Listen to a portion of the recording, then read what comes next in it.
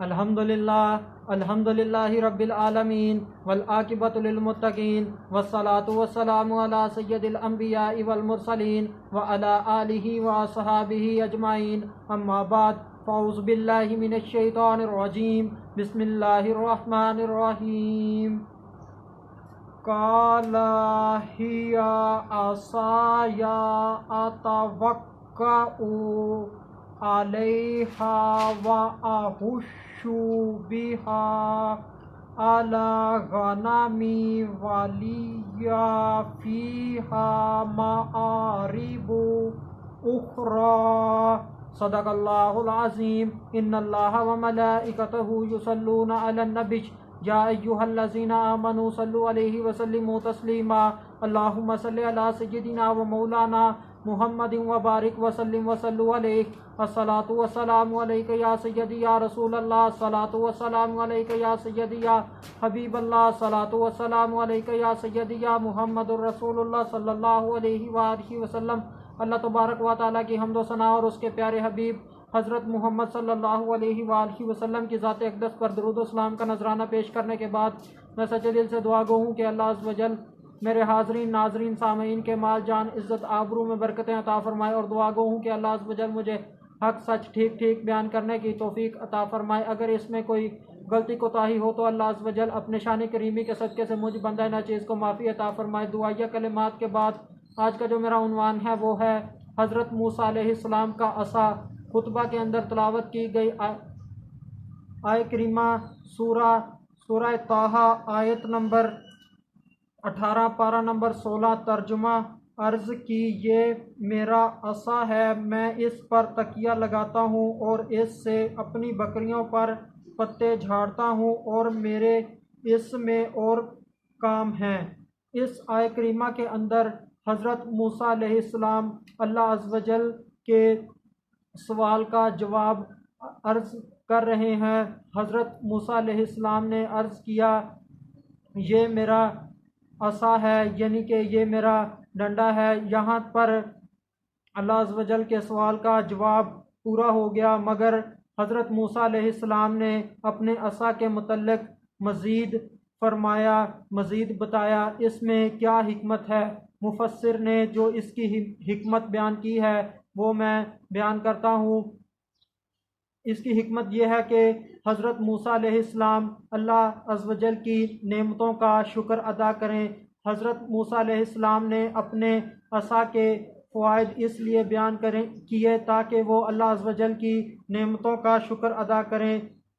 हज़रत मूसा अलैहिस्सलाम ने जो असा के फ़वाइद बयान किए उनमें से पहला फ़ायदा, मैं इसके साथ टेक लगाता हूँ। जब हज़रत मूसा अलैहिस्सलाम खड़े होते हैं तो इसके साथ सहारा लेकर खड़े होते हैं। जब हज़रत मूसा अलैहिस्सलाम चलते हैं तो इसके ज़रिए सहारा लेकर चलते हैं। हज़रत मूसा अलैहिस्सलाम ने इसका जो दूसरा फ़ायदा बयान किया वो ये है कि इसके ज़रिए से मैं अपनी बकरियों पर पत्ते झाड़ता हूँ, यानी कि जब बकरी दरख्त से पत्ते खाती है तो उसे पत्ते खाने में मुश्किल का सामना करना पड़ता है, क्योंकि दरख्त उसके कद से कदरे ऊंचा होता है, उसको अपनी गर्दन खींचनी पड़ती है और बाज़ वो अपने अगले बाजू उठाकर एक किस्म की खड़ी हो जाती है। बात करने का मकसद ये है कि बकरी को दरख्त से पत्ते खाने में मुश्किल होती है, जिसकी वजह से हज़रत मूसा अलैहिस्सलाम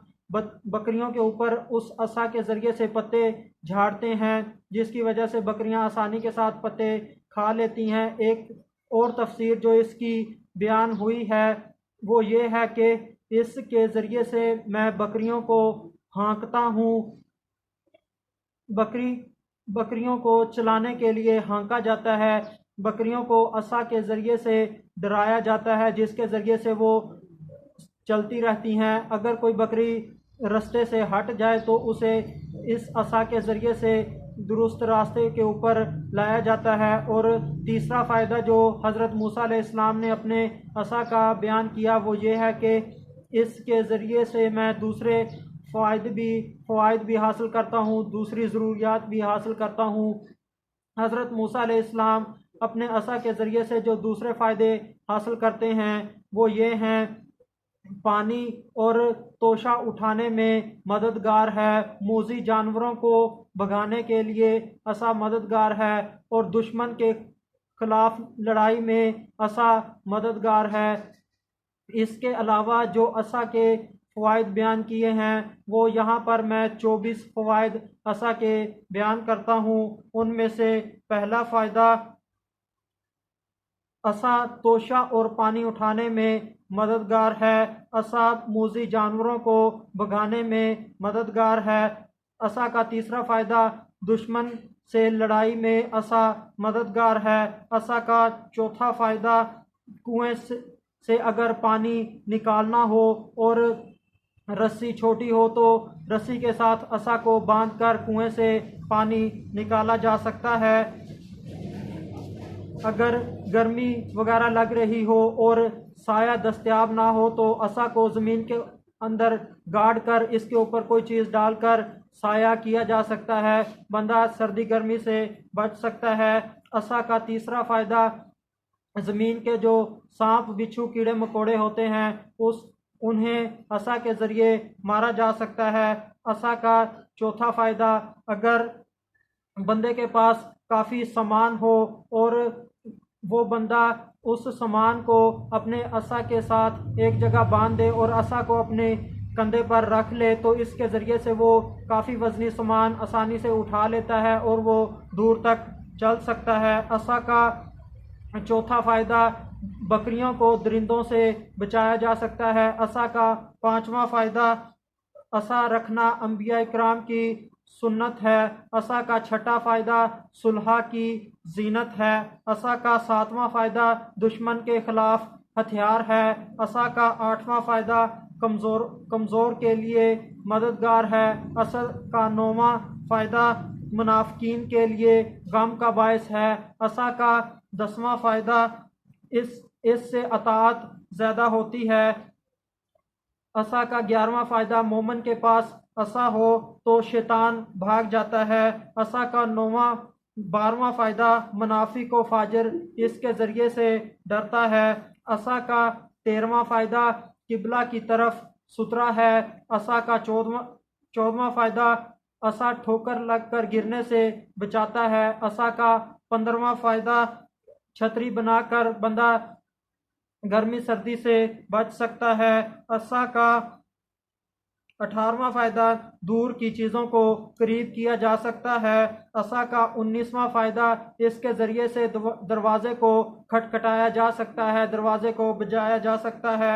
असा का 20वां फ़ायदा, इसके ज़रिए से हजर अस्वद की तरफ इशारा करके अपने असा को चूमा जा सकता है, जिससे हजर अस्वद को ही चूमने का सवाब मिलता है। असा का 21वां फ़ायदा, खतीब तलवार या असा से सहारा लेकर खुतबा दे। असा का 22वां फ़ायदा, हज़रत सुलेमान अलैहिस्सलाम वाज करने के लिए, नसीहत करने के लिए, खुतबा देने के लिए और नमाज को तवील करने के लिए असा बनाया था। असा की मदद से लंबी नमाज हज़रत सुलेमान अलैहिस्सलाम पढ़ा करते थे। असा का 23वां फ़ायदा, इसके ज़रिए से इस्लाह के लिए अपनी बीवियों को मारा जा सकता है और अपने घर वालों की इस्लाह की जा सकती है। हदीस, अपने अहल से लाठी ना उठा, अल्लाह की ज़ात के बारे में इन्हें डरा, यानी कि अपने घर वालों को अल्लाह अज़्ज़ व जल से इस असा के ज़रिए से डराया जाए। जैसे वो अल्लाह अज़्ज़ व जल की नाफरमानी करें तो अपने असा से घर वालों को डराया जाए ताकि वो अल्लाह अज़्ज़ व जल की अताअत करें।